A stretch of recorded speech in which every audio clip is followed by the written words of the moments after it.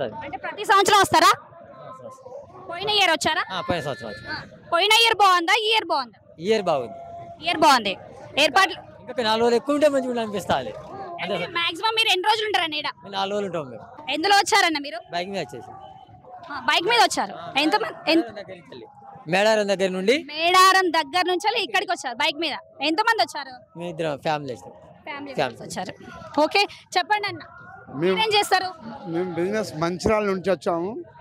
చాలా బాగున్నాయి ఏర్పాట్లు. పోయిన సంవత్సరం కంటే ఈ సంవత్సరం బాగున్నాయి. మంచిర్యాల నుంచి వచ్చాము. మీరు ఒక్కరే వచ్చారా? ఫ్యామిలీతో వచ్చాము. బాగుంది. ప్రతి ఇయర్ వస్తారా? ప్రతి ఇయర్ వస్తాం. ఎట్లా అనిపిస్తుంది ఇక్కడ? ఈ సంవత్సరం బాగా అనిపిస్తుంది. రోడ్స్ ఇవన్నీ డెవలప్ బాగా చేశారు. ఎన్ని రోజులు ఉంటారన్న?